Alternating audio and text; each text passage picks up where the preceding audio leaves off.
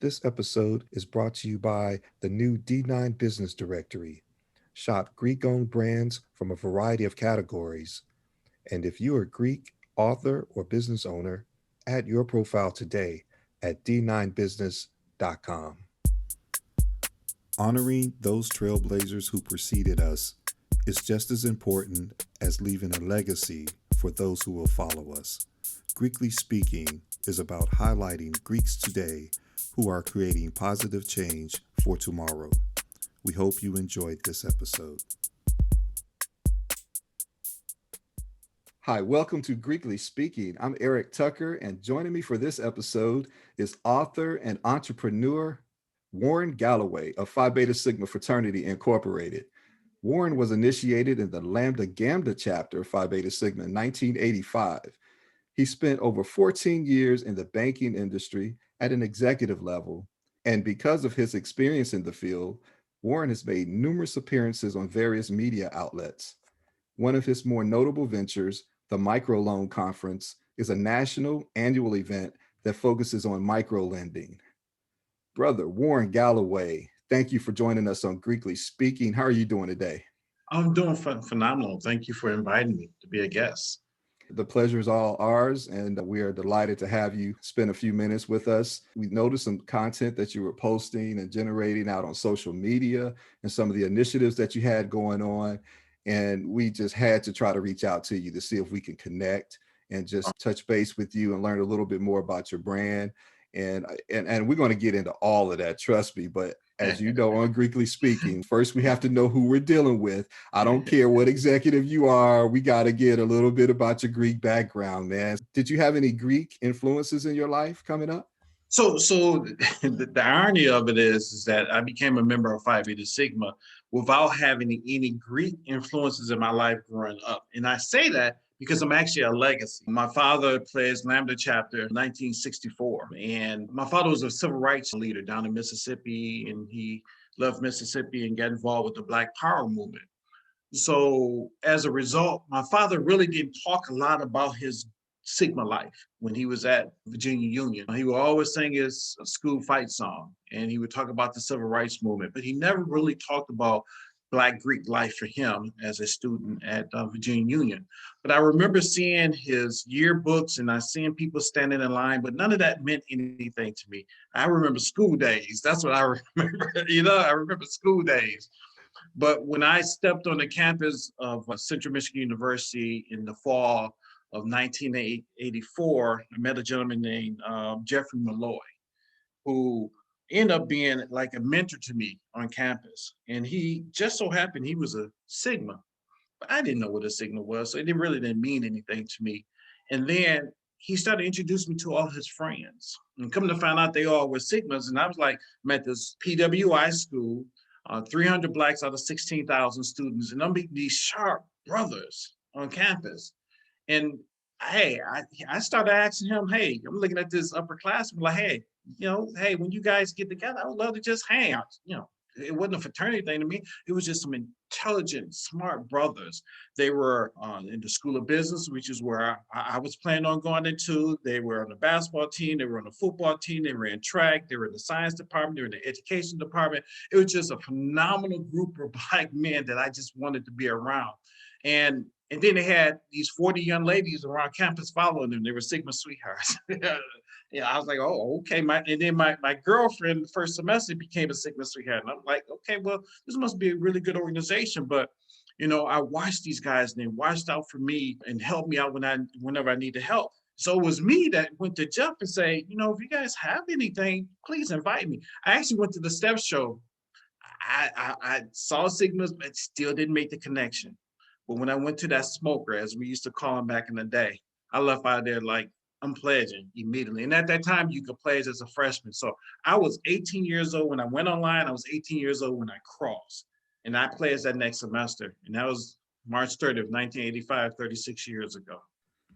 Wow. So you don't, as they say, tarry long when it comes to making your mind up. Once you see what you like, you go for it, huh? Exactly. And it wasn't until I was going through my probate stage that I came home. We had spring break. And I was telling my mother that I was joining this fraternity called Phi Beta Sigma. And she said, well, you know, your dad is a Sigma. What?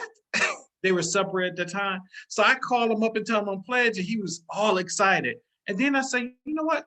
You can look at his yearbooks because his college yearbooks were still there. And there was his line. He was the tail on this big line at Lambda chapter.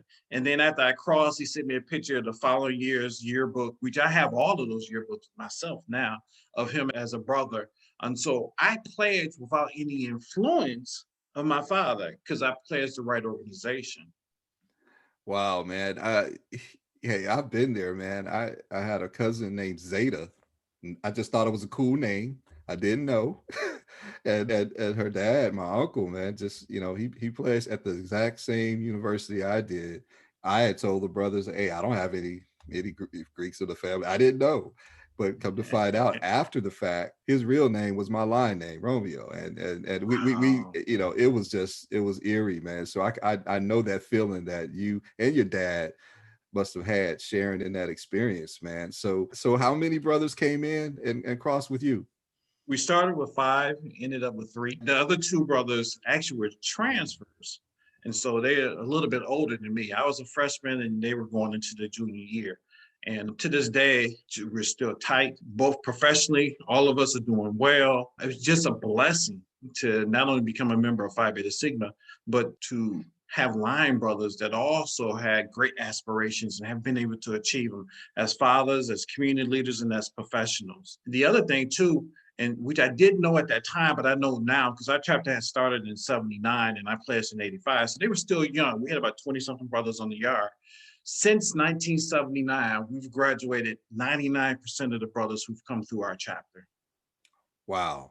It's like if you play a Sigma at Central Michigan Lambda Gamma chapter, you would graduate. And it wasn't like we were telling brothers to graduate. What it was, they would watch us graduate year after year. And then you get that dream. Because I remember going to graduation ceremonies and seeing the older brothers graduate, like, man, that's gonna be me next. And so really how we walked and talked on campus influenced how we did in terms of excelling on campus and graduating. And we still have that legacy going on to this day with the brothers that are on the yard. But that speaks to that worth of example, right? When Right. sometimes the most powerful message is the example and the image that people that you don't even know see when Exactly. they're looking at you and the organization and the company that you keep. I mean, just listening to you share that story about how you noticed the friends that your buddy had, right? And not knowing at the time that they were fraternity members, right? So Exactly. it's example, everybody's watching you, so that is good. Okay, so three of you guys went over, and what number were you? I was number three originally. I crossed at number one. I made sure we crossed at 10:59 p.m. March 30th, 1985. I led us across the burning sands. Okay, I hear a story behind that, man, but let me start with this question. What was the name of the line? Hannibal's Five was the name of the line after the great black warrior who defeated the Romans. And we picked Oh, such a rich name because we felt that we were part of royalty and that, we were going to cross this burning sands. Like Hannibal's defeated the Romans with his unique fighting style. And that's how we looked at things when we were in line, that we're going to have this unique line that's going to make sure that we cross that burning sands. okay. And what was your line name? Silk. That was my, back then we had those corny names. It was Silk. And I used to have the pledge. He said, greetings, my brother Silk, the serious whip. This is the Sigma Sigma Phi Beta Sigma Fraternity Incorporated. It's through you, sir, that the blue and white would make us right. And we too can be as down as you. That's all that kind of corny stuff back Okay, then. so I'm going to have to go ahead and launch a greeting contest because I had an optometrist on not long ago. He was, straight laced, and he hit me with something called chocolate thunder. Let me hear that one more time. Say Greetings, it. brother Silk, the serious whip. Distinguished gentlemen, Phi Beta Sigma Fraternity Incorporated. It's through you, sir, that the blue and white will make us right, and we too can be as down as you. Forehead, 36 years later, I still remember. I still remember a lot of the chapter brothers' greets. That's what's crazy. Wow, man. I might have to have that as part of your intro or your episode, man. This is awesome, man. Okay, so you're at this, as you say, PWI, you're Central Michigan. What kind of community service projects were you guys known for, man, other than academics, man, which is awesome that you guys were all, focused on that. Oh, we had a harvest drive. And you see, I remember this because I was so engaged as a young brother. Because what I didn't tell you is that, I mean, I graduated in 4 years. I pledged, I graduated in 4 years. I got into the School of Business after my sophomore year. But I had such great role models. And when we talk about time value, that to me was time management. And I managed my time well to ensure that, and I was on a full academic scholarship too, mind you. So I had to maintain good grades, but I still was able to get involved in the community activities we have.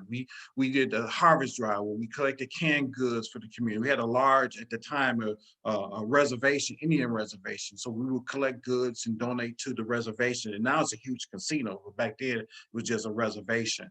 We adopted this young man who was biracial at that time. And up in Mount Pleasant, we, at the time I had 1% African American living in the community. We adopted him and mentored him while we were on campus. We did scholarships. We did cancer walks. I mean, we just did a lot of activity amongst all the schoolwork that we were doing and the brotherly activities we were involved with. That is some pretty heavy service, and you gotta love that you guys were focused and that in tune with what was going on campus and in the community. One final question in that space: if you were to meet someone who was considering going Greek, whether it was fraternity or sorority, what advice would you give them? You know what? My son, he was president of the Detroit Sigma Beta Club for 3 years. They elected him 3 times. And I ran Sigma Beta Club. We had 50 young men in there. And I had no influence on him getting elected, but they saw the leadership qualities that were in him. He's a sophomore now at the University of Toledo. And people say, well, is he going to play a Sigma? He's made it very clear if he pledged anything, he would definitely play a Sigma. But what I would tell him is you got to think about who has invested in you. Okay, who has been there and mentoring you, coaching you, providing scholarships, supporting you, and it's been nothing but Sigma. And so if you're going to join an organization, if you have gotten that type of support from members of a Greek letter organization, why would you look at someone else if you've had such a great opportunity? I'm talking about providing job leads for you, tangible things that impact your life. Now, if you haven't had that experience, then what you do is get to know the members and see what do they bring to the table that not only will benefit you, but where you can also contribute as well to those members and those future members that are coming to your organization. Because it's a give and take. Most people say, well, I want to see what they're doing. Well, what can you do? Can you network with those brothers? Because I tell people the fun part is when you're a collegiate brother, but the real hard work is when you graduate. And guess what? Can that brother help you get a job? Is that brother going into a career that you might be interested in? Is that brother going to make sound decisions when they get out in the community? Are they going to be community leaders? Now, sometimes it's kind of hard to see that at the collegiate level because some people turn their lives around. But you know who the brothers are that are going to be successful and going to impact the lives of many people. Those are the type of brothers you want to be around. If they're knuckleheads, trust me, some of them will turn around. But if they're a knucklehead now, they'll probably be a knucklehead for a very long time. Do you want to be involved with it? Are they causing ruckus on campus academically? Are they doing well? I want to be around brothers that have potential and can grow from. And the older brothers, can they mentor you? Can they support you? Not a party, not a step show. We're talking about you are going to college to get an education so you can have a career. What impact will they have? So if it's me, I want to know what impact you're going to have. How can I network with you? Where's your alumni chapter? Who's in your alumni chapter that's in the career I'm going into that who can help pull me over that fence where they say he ain't heavy? Those are the things I look for. You gotta ignore the parties, you gotta ignore all the rhetoric and get down to what that organization can really, how it can impact your life. And I can tell you, Sigma has impacted me in incredible ways because I made the right decision. But to this day, those mentors I had when I was 18 years old, I'm 55 now. They're still my mentors to this day. So that's why I know I made the right decision. That is awesome, man. And that's really what it's about, because you have to, when you look at investing in yourself, Yep. the whole concept of self-improvement, whether it's enrolling in a college or university, That's a business decision, one of the first ones Yeah. that you're going to make. And you have to learn how to market yourself, but you have to give people in your target audience some content worthy enough to be sold, right? To your point, what you do to build your career is part of everything you do every day. Your experiences, your circle, because people what are watching you. There's a young Warren Galloway Jr. watching you right now, right? And Very much so that's so. what it is. Yeah, very much so. Listen here.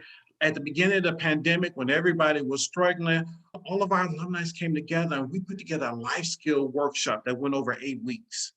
And we had a brother in a different specialty that was training people and motivating people through this pandemic. We went on and launched an endowment at the university, the first Black Greek organization to set up an endowment at Central Michigan University for scholarships for incoming freshman students on campus. But these are the things that I learned from them when I was 18 years old. And so reinvesting back into your brothers, reinvesting back into your school, and making a better future for those who follow behind you. And that's why I say they still mentor me to this day at 55 years old. And that's just such a blessing because I know the things that I saw at 18 far exceeded my expectations once I became a member of the organization. So beyond college, obviously you have that business background, spent several years in the banking Right. space, and now you have your own company, your president CEO of your own brand. Talk to us a little bit about your company and tell us about the motivation behind it. So I was one of those corporate young men coming up through the ranks. My banking career was just phenomenal. I made the right decisions. But once again, had a strong foundation, I had the right mentors around me, Sigmas and non-Sigmas. And I reached a point where I cracked that glass ceiling in corporate America. I actually ran the entire department for E-Trade out of Arlington, Virginia, in the DC area. I decided at a very short period of time that I no longer wanted to be in corporate America. So I came back home and started a small business where I would help with housing developments and I would help with small businesses. I would negotiate funding deals. I came back and I literally went back to the people that I helped out for many years when I was here in the Detroit banking community, and they started hiring me. And from there, that was in 2005. I have not looked back since. I've grown now my company, which is Warren Galloway and Associates, to being one of the top business plan writers. When now a capital strategist, I'm known for helping getting funding for small businesses. And all of that led up to me doing a few things. One, becoming a published author. We'll talk a little bit about that, but also being an advocate for finding resources to put back into our low to moderate income communities to support business ownership. I've now become the face of that. When we talk about microlending, I'm known as being the microlending expert, which led me to start hosting the first ever National Microloan Conference in 2019. I put that on all by myself, except for the day of. I needed some bodies. And when we had that conference, I brought together some of the top microloan lenders, some of the top bankers, plus entrepreneurs. I had 350 people at my conference for 2 days, had 70 workshops over 2 days, and 70 speakers from across the country. They had never had this type of lending conference focus on connecting entrepreneurs to those who would lend money to them to help support them starting businesses in this country. Just an incredible, incredible experience. And it all started from me being in banking and deciding to become an entrepreneur and become the face of microlending. It is so timely that you're sharing that story. You recently joined the D9 Business Directory, Mhm. which features business owners and entrepreneurs such as yourself. But one of the Yeah. first challenges that business owners have is funding. And we hear a whole lot during the pandemic about PPP loans and these grants and all of this. So I was happy to hear that you touched on funding in general. So, I mean, it's really good to see you in that space, providing that knowledge and that insight. I want to touch a little bit on the publications that you have. I checked Yeah. out your website, man, and just great content. What services specifically do you provide and outline in your book that can help that new business owner? So I've written 12 books since 2016. Wow. It's crazy. I've published 4 books in the pandemic, and 6 of the books are focus on supporting entrepreneurship, 6 various other subjects. But when we talk about the business books, I wrote the first resource book of microlenders in Michigan. If you need a microloan, you buy my book and bam, all the resources are in there. And in that book, I also show you how to apply for a microloan. I That's going to be an annual publication. So what I did, I pulled out the resource book and I created my second book, microloan book, which has nothing but resources in it. But I took that section where it shows you how to apply for a microloan, and I wrote a new book called How to Successfully Apply for a Microloan. That's a powerful book because it shows you all the steps you need to take in order to put yourself in the best position to get a yes declination on a loan application. I do workshops on that exact same subject, and I talk about those steps in detail. It's a powerful workshop, and I believe I have it on my website as well. But in the book, you have it in your hands. And really, the steps I teach you are really questions that you ask of all the lenders that you want to speak to about getting funding to see if they're a right lender for you. Not only are that lender interviewing you, you need to be interviewing that lender because that lender might not be a good fit. And then I worked with another business partner of mine. We jointly wrote a book about basic questions and answers about entrepreneurship. I have a series of book called 10 Easy Steps to Start a Business, Michigan edition. Then I have 10 Easy Steps to Starting a Business, Youth edition. I'm in the process of finishing up 10 Easy Steps to Starting a Business, Veterans edition. I'm doing all 50 states. I'm doing a veteran version. I'm doing one for the visually impaired. I'm doing the Spanish version. I look at it as being those dummy books. Okay, my 10 Easy Steps is going to be something like that. Microlending for dummies. I love that analogy, man. One question I have, and I want to get into the bookshelf that we have coming up too. But when is the right time to start thinking about funding as you start to formulate your business? Immediately. You need to start thinking about what is it that you could bring to the table to get your business started. Then you need to determine how much will you really need to successfully launch your business. And if there's a gap, now you got to think about how am I going to fill that gap between what I have, which can be my savings, which can be the earnings I get from the job I'm working right now, which could be some investments, your own investments, but also investments of others who want to invest in your business. How much do you have? Once you find out that you have a gap, now you need to look at other resources. And other resources could be a microloan. It could be a traditional bank loan. It could be what we call a community loan. A community loan is an organization that lends more than $50,000, which is the max for a microloan, but less than what a bank would lend. They kind of fill that gap of lending. Do you need to do a crowdfunding campaign? That's another option for you. Are you going to use your tax return? So you need to start thinking about how much you're going to need to launch your business. But guess what? The reality of it is, and I tell business owners this all the time, you really don't know what you need for your business until you write that business plan. If you do not have a business plan, which is the roadmap to you being able to operate your business, because in your business plan are financial projections. If you do not have a business plan, you're just winging it. It's a hustle. But then no one is going to take you seriously. But once you get that business plan, now guess what? Now everyone's going to sit up and you got their attention because you've put it in black and white. You're going to present it to them, whether it's to a lender, whether it's to an investor. Or now, because we're in COVID-19, they have all these grant programs. You might have to submit it to get a grant or something like that. So early on, you need to determine what you need in terms of capital to get that business started. And also not just get the business started, because I think there's this misconception that all I want to do is get my business started and I'll flip my money back into the business. It's not quite that easy because the reality of it is you're going to have these projections in your business plan and you think you're going to make $1 million that first month. Well, guess what? At that grand opening, you're going to make a lot of money. But what we have to worry about is that next following Monday when you really have to promote and market your business and get people to come to the door. And guess what? Yeah, those projections look good, but you might fall short. What are you going to do if you fall short if all you're doing is flipping your money back into your business? There's going to come a time where your expenses are going to be far exceeding your revenue. So I talk to business owners, not only get enough money to open your business, but let's talk about working capital, okay? Maybe it's going to take you, based on your business plan, maybe it's going to take you 3 to 6 months before your revenue exceeds your expenses. Well, guess what? You need to be able to cover your expenses. You need to pay your employees. You need to buy supplies. You need to do marketing.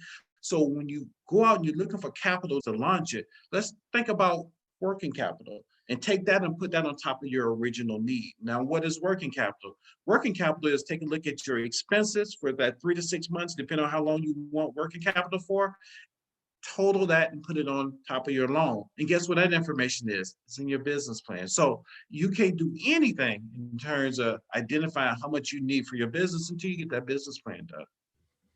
It's part of the blueprint, right? Most lenders are going to want to know that you've thought things through. They're going to Mhm. want to see the evidence of that. And they want to know that the numbers make sense, right? Projections or otherwise. Where can we find Absolutely. most of your publications? So most of the publications you get from me speaking, you should be able to go to www.warrengalloway.associates.com. In my bio, which will link to my business website, is warrengalloway.com. So if anyone wants to see some of the workshops that I've done, I have all my videos on there. I collect everything. When I speak, I collect all my videos and I put them on my website because, as people say, I try to give nuggets and I like to share those nuggets because I need the people around me, the people I support to be successful. So that information is free on my website, warrengalloway.com. What's next for you? What's next for me is this show, my new show, Doing Business with Warren Galloway. I'm excited about it because, I've always envisioned myself eventually being on TV. But when someone approached you, which someone did, and said, "Let's hear, I want to have a TV show for you." And that's what happened about a year and a half ago. That's what I'm excited about because it's taken me to another level and also will allow me to get more of this information about access to capital and micro lending and community lending to hopefully thousands and millions more people who need to know this information. Because here's the thing, we didn't talk about this. One of the reasons why I'm a big advocate of micro lending and getting it into our low to moderate income communities is the ripple effect of supporting entrepreneurship. Give you an example. If I live in a low income neighborhood and I decide to open up a business and I get a microloan, that microloan will help jumpstart me getting that business started. The ripple effect is now I might be able to hire disenfranchised people from the community, i.e., returning citizens, youth, seniors, low income people. They will have a place to work and earn some money to be able to now fix up their home. Or if they're renting, they after working for a while, they can look at purchasing a home. And guess what? Those young kids that they have, they're watching this. Mama and daddy are walking to work or they're riding their bike to work because the job is in the neighborhood. So in my generation coming up in Detroit, a lot of people left and never came back.